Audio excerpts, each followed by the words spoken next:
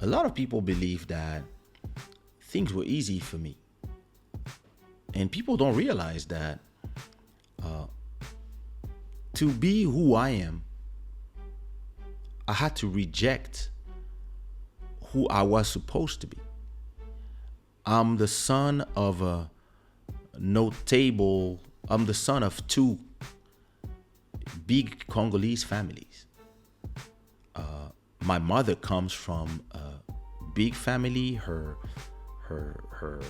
mother was a politician. Her father, her father-in-law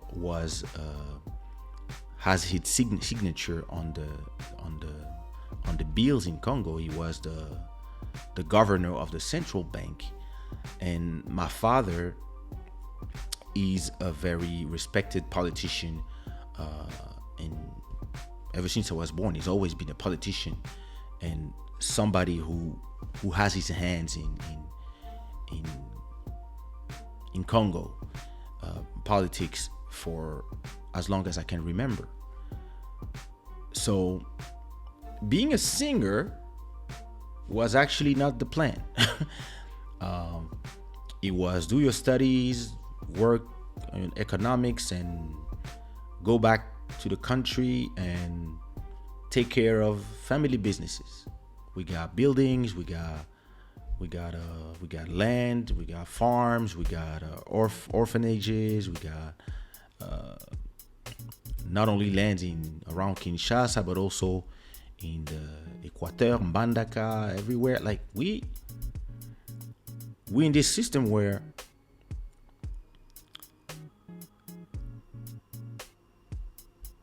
my parents completely didn't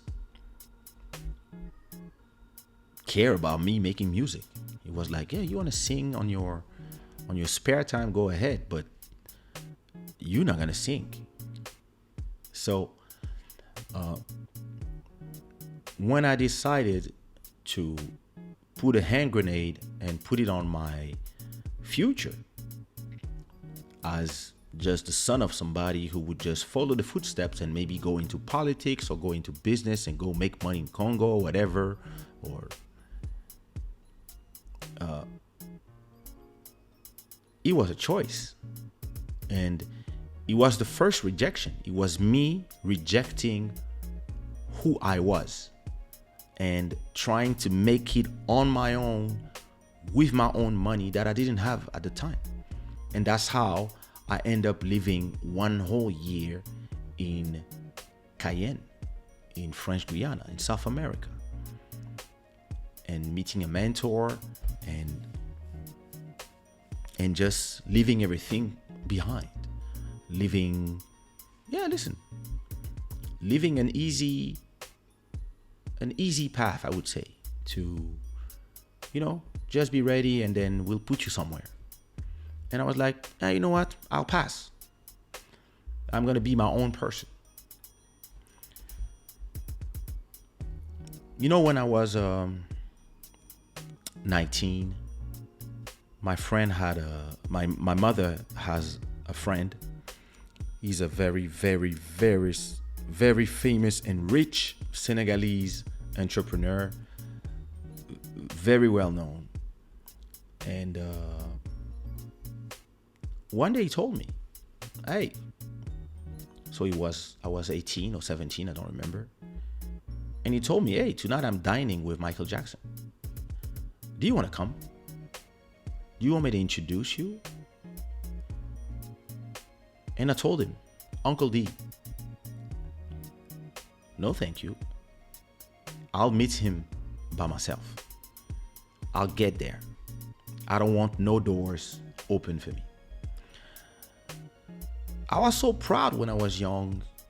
I mean, I don't know if, now that I made it, and it took me from that day to meeting Michael Jackson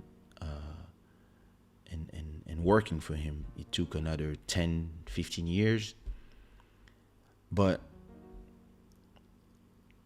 I don't know if I had to do it, I would suffer all that I suffered again, when I had a lot of doors that could be open for me. I think sometimes pride is our pride is stupid sometimes. We don't want doors to be open because we, instead of going like this, we want to and listen, I understand that it's amazing when you did it by yourself, but in the grand scheme of things, I don't know. But listen, I said, listen, you paid me for my studies. I had a great education, great upbringing, but now I'm gonna make it on my own. And starting that day, I think it was, I don't know, 20 something. Once I moved to South America, I stopped asking for any money to my parents. And I started traveling, and I went to Martinique, I went to Guadeloupe, I went to Guyane,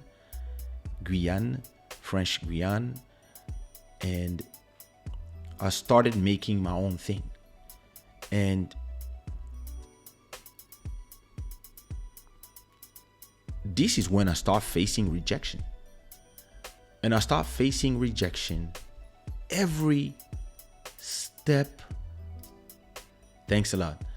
I had rejection every step of the way to arrive up to here.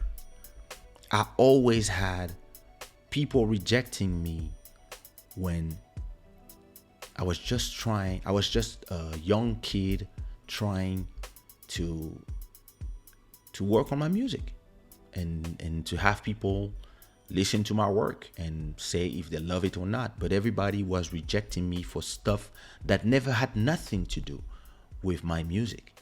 Everybody, I don't know if people were scared or if people were whatever the reason, it was always rejection. The first thing was my sister and I rapping in English in France. French people are haters, and soon as we arrived, all these rappers were hating.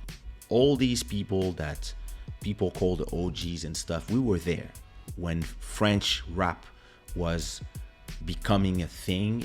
My sister and I, we were there. We were in all the shows, all the freestyles. We were there. The only thing is, everybody was in the suburbs and we were in Paris, in the good neighborhoods. So people were hating because, yeah, you're not like us, because that's when people came to me with that stupid rule with that, yeah, to be an artist, you have to be poor, or if not, you don't deserve it. And I'm like, so wait a minute. Is it not God's choice or higher being choice to decide who has talent, who has inspiration, and who can express themselves? No, you have to come from the street. Yeah, but I have stuff to say as well. Nah, only the people from the street can suffer. But listen, you might have money, but you might suffer as well. You might be sad for something. You might have, you might suffer from rejection. You might suffer from depression. You might suffer from losing family members. You might suffer from being a black kid in the middle of all these white rich kids. You don't know how I feel. How you guys can take the mic and say stupid stuff, and I cannot take the mic and say intelligent stuff or stupid stuff as well, or sing. Like, and a lot of rappers, a lot of artists don't come from poor families or from the ghetto. A lot of your heroes come from, they went to the university, whatever, depends. And artistry is artistry. But only in places like France, somebody will invent that, you have to struggle. You have to struggle to deserve it. So then if you didn't struggle, then you get rejected. And you're like, well, I just want to sing like everybody else. Like, I'm young, I have stuff to say. Nah. Then I start going to Universal all the time. And every time I go there, I come with demos, I come with songs, I come with instrumentals. And they let me in because Marc-Antoine, rest in peace, was really somebody that liked me. So I would come there, I would go there every day, and maybe I was annoying, I don't know. I would just come and bring demos. I would come with my tapes. I was like, yo, listen to this song, listen to this song, listen to this song. And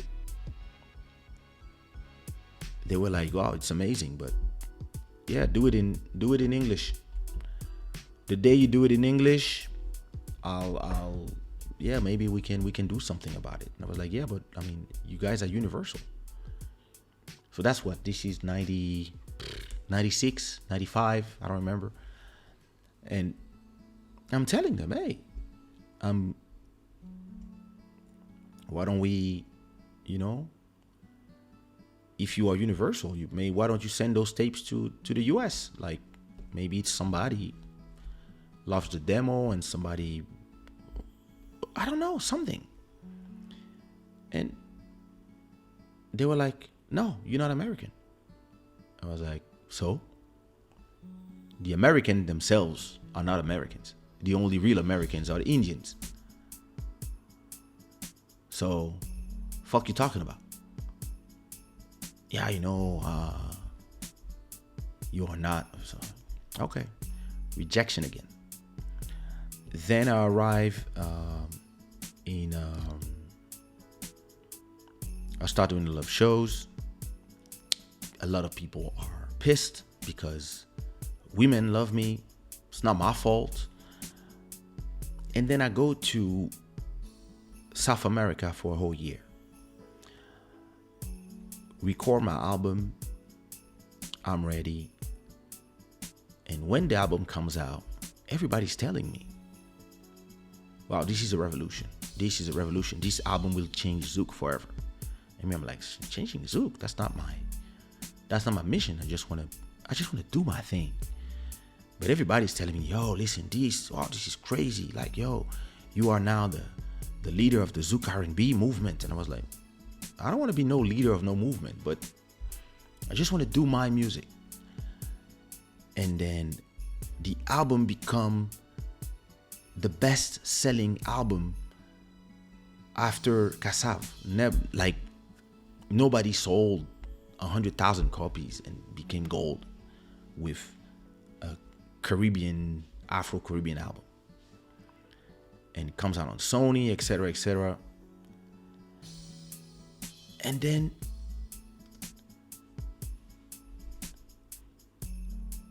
it comes out, becomes number one, and all of a sudden, rejection.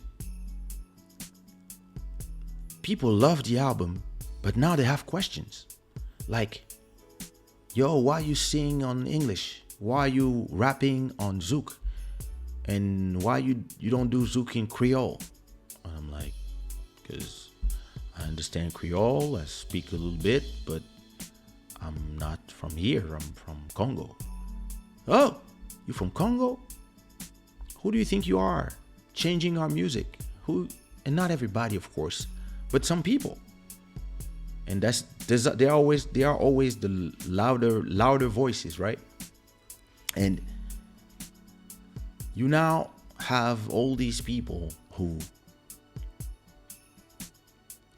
are yelling louder than the people who are enjoying in silence and telling that, yeah, you don't have the right to touch Zouk because you are from Congo. And when they ask me in radio, like, yeah, so what you think about the people who say this, that? My answer is, fuck them. I don't care. I mean, it's just music. Music belongs to nobody. And the same way you guys can go and do ndombolo or go sing Rai or go sing house music or sing rap from the US or reggaeton or reggae or dancehall from Jamaica, even if you are from Martinique, it's not a problem at that moment. So I don't see why me coming to your culture and respecting it and taking some stuff and bringing something and doing my stuff is a problem for you. It doesn't prevent you from doing whatever you want to do. It doesn't prevent you from continuing to do what you were doing. I'm just bringing a new something to the table. And yeah, lucky for me that 1% of the people talking was not enough to make me feel away. But I was starting to hear, when people can't do, it's something I learned with time. When people cannot do nothing against you and they feel a way about your success, they're going to start talking about stuff that has nothing to do about what you are successful at. They're going to start talking about your nationality. They're going to start talking about this, about that, but not about the music itself. And what is successful is the music, and the fans, the listeners, they love the music. The people from the West Indies, they love the music. The people from outside of the West Indies are starting to discover my music and are starting to love it. It's 99, about to be 2000. And now I'm starting to hear.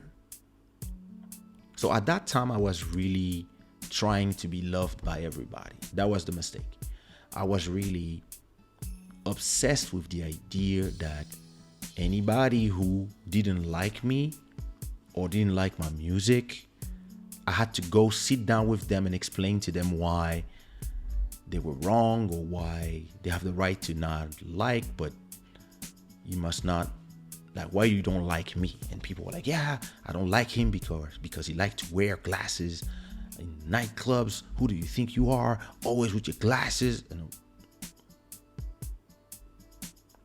it's just glasses. Like, it doesn't mean nothing. It's just like, that's my style. That's what I like. I don't like to show my eyes. Like, took me a lot of time. Took me having a show live on YouTube to be able to show my eyes. And if you look, I don't really look at the camera all the time, because I believe that this is the eyes are the entries to the soul, and I like to protect it. That's it.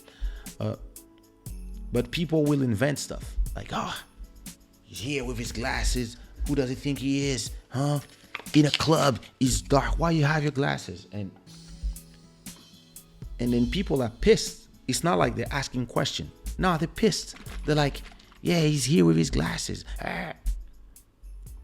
And I had to, at that time, I always have Lil Maro near me, ready to slap somebody, because some people were pissed at me for no reason. And I was like,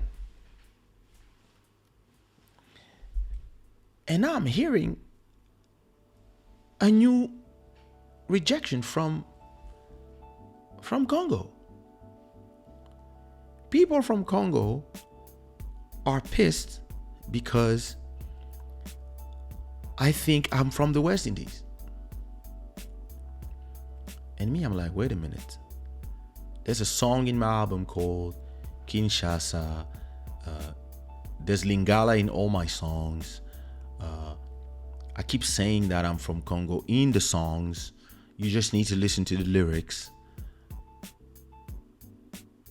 But now the people from Congo are saying, no, you have to say it in every interview. You have to say it. And me, I'm like, but I just want to be a musician making music for everybody. I'm not making music for the Congolese or the West Indians or the Americans or the Chinese. I make music for the people who love it. Why do I have groups wanting me to look? Jamaica. That's me. I've always been like that. I'm the product of so many cultures. My mother is half Portuguese. My father is Congolese. I was born in Kinshasa. I lived in Brussels, Kinshasa, Abidjan. I lived in Paris. I lived in Lisbon. I've been in China. I've been all around the world. I had a French passport. Right now I have a French passport. Before that, I had a Congolese passport. Before that, I had Ivory Coast passport. And before that, I had a Zaire passport. I had 4 nationalities in my life. I'm the product of so many cultures. And I like to, when I listen to something, like, look, I did Michael Jackson in Amapiano. What, the South Africans are going to be pissed because I'm doing Amapiano now? And listen, if somebody's pissed, I will tell them. I don't care about your opinion, actually. But at that time, I used to care. And I was like, wait a minute. All these people from Congo, like, they are not the one buying my music. But I've been famous now for 3 years, 4 years. I've been there grinding on my music. And now, look at them. You know, look at them angry that I'm not representing where I've been representing. And I've been saying in all my songs, I represent for Africa proudly. And I believe that when I'm in the West Indies, I'm also with Africans because they are our cousins that have been moved from the land, but it's still the same blood. But no, people want to be territorial. People want to be tribal.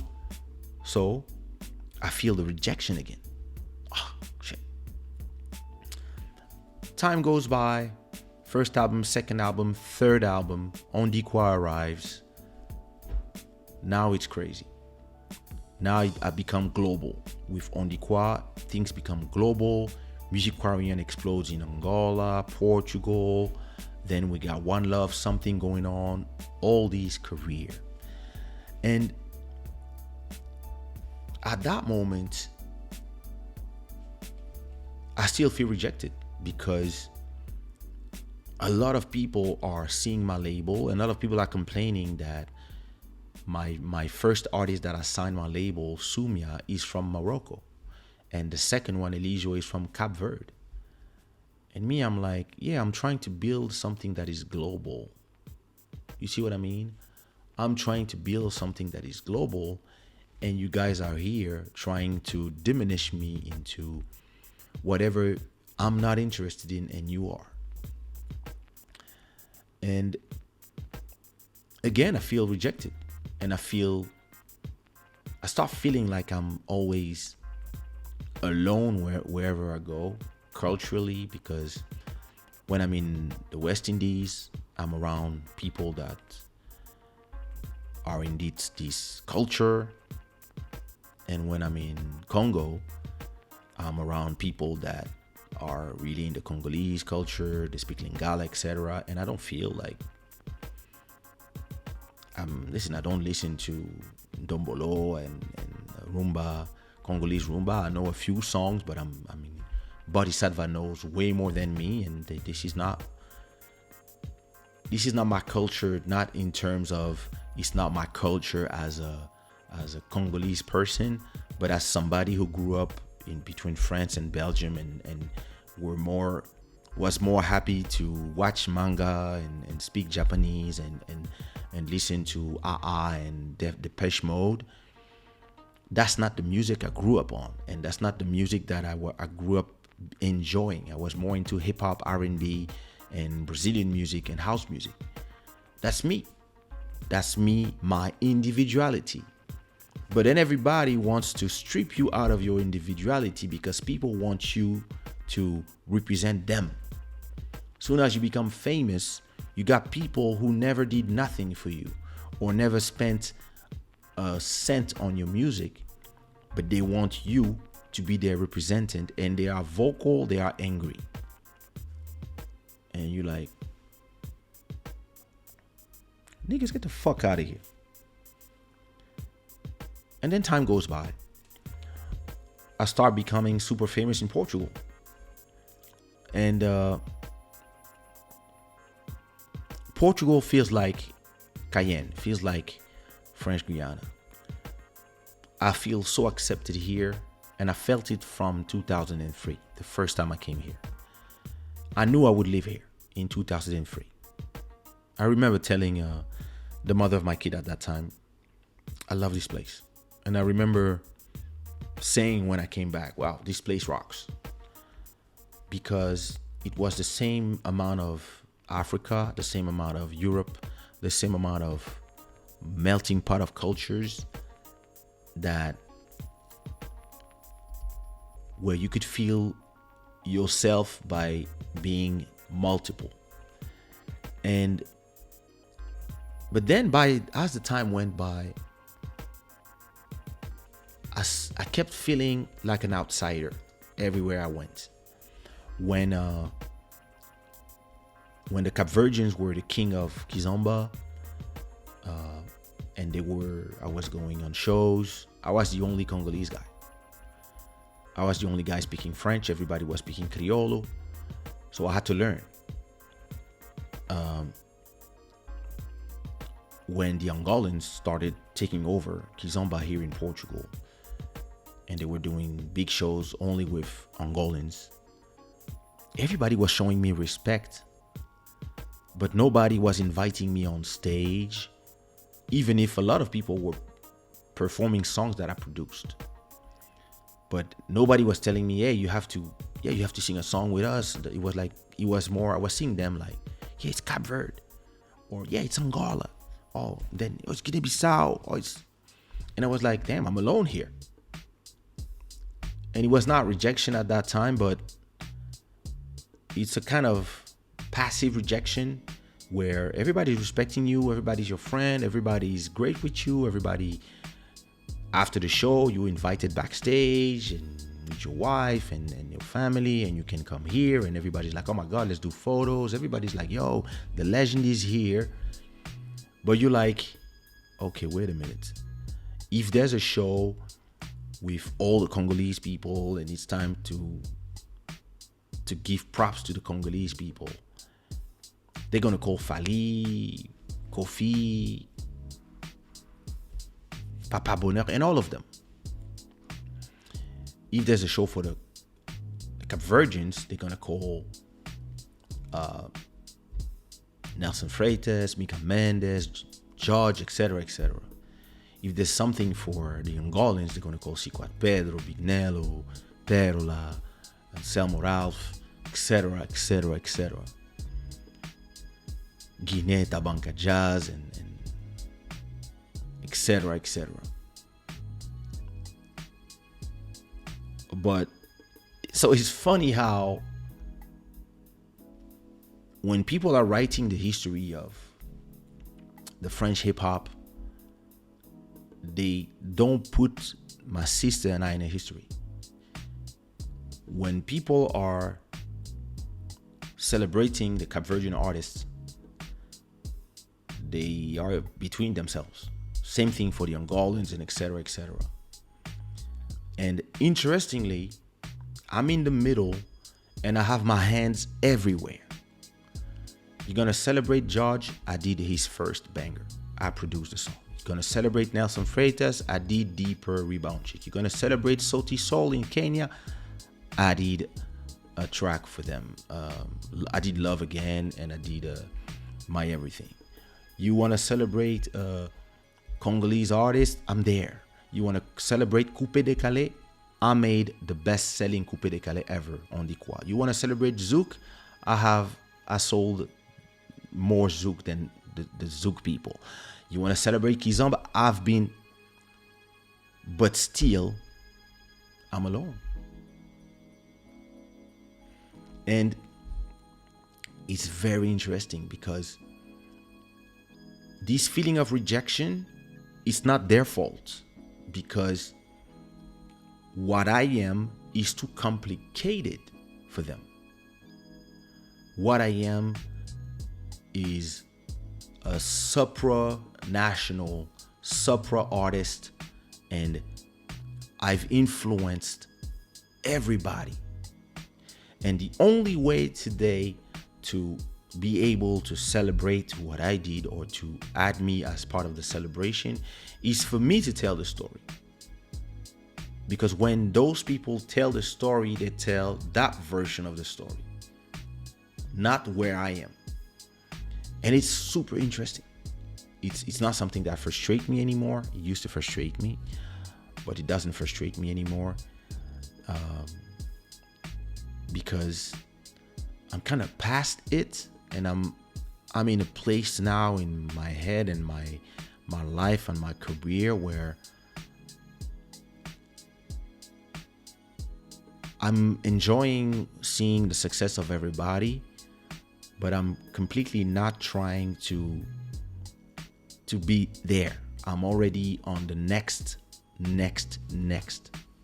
And because I've always been that person, I've always been in this place where I am kind of when everybody's in 2000, I'm in 2010, 2015. The way I talk, the things I do, the way I interact with my public is the way people will do usually 5 to 10 years after me. So I'm never actually on the same eye to eye with the rest of the artists that I talk to or that I walk with. And it puts you in a situation where you kind of feel lonely, because even when you have conversations with people who enjoy talking to you, they understand maybe 10% or 20% of what you say. And maybe some people will understand 40%, but you still have this feeling of, damn, I'm alone. I'm alone in how I see the world. I really people have no idea how I see the world completely differently from everybody else.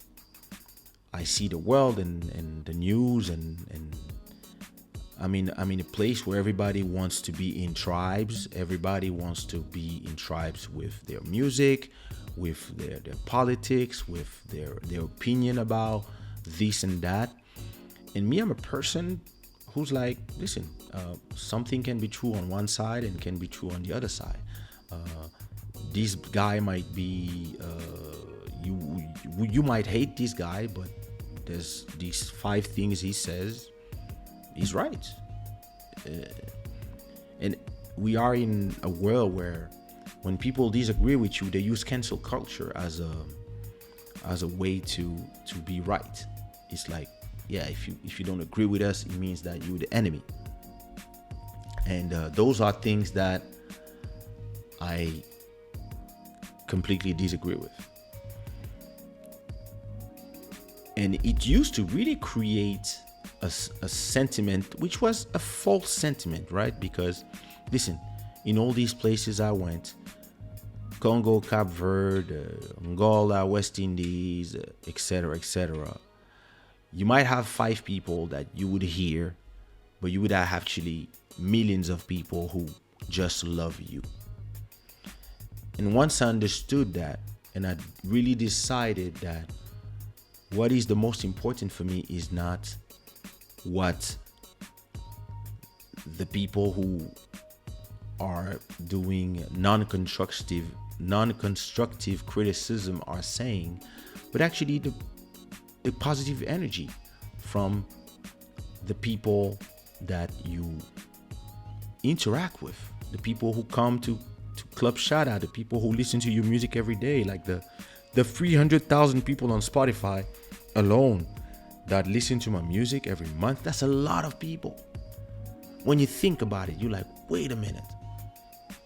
That's a lot of people who are listening to millions of streams of my own music. And listen, I'm alone as an artist, releasing tracks every week. I'm alone. In my industry, I'm alone. In other industries, I'm alone too.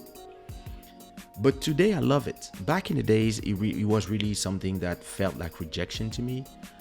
Today, it's like, yeah, that's my life. And I posted something on Instagram that reflects the way I think today. And this is that. And I think this is something that is super important. Me back in the days was, oh, the people don't understand me, I have to show them. It was so important for me to show them. But me today is, and listen, go to my Instagram and go comment on this one. A lot of people have the wrong idea about me, and I have no desire to clear shit up. And this is me today. Today, listen, if I go to an interview like I did before, and I'm in Congo and somebody tells me, yo, we are in Congo, why don't you speak in Lingala? I'll be like, because I speak better in French. Yeah, but you are Congolese. And I'll be, no, I'm French. I've been in France since I'm 7. This is my passport. It's French passport. So I don't understand the question. Oh, was I Congolais? Shut the fuck up and ask me real questions. Because today I assume and I'm unapologetically, yeah. I'm unapologetically me. Today, who I am is who I am. And I'm not trying to be somebody else. Everybody else is taken. I'm me. And I love being me. And if people can take away something from this late night dissertation and take notes, you have to be yourself, love yourself, and assume yourself so that you can confront people. Because people will try to make you think that whoever you decided to be is wrong because they have a problem with themselves.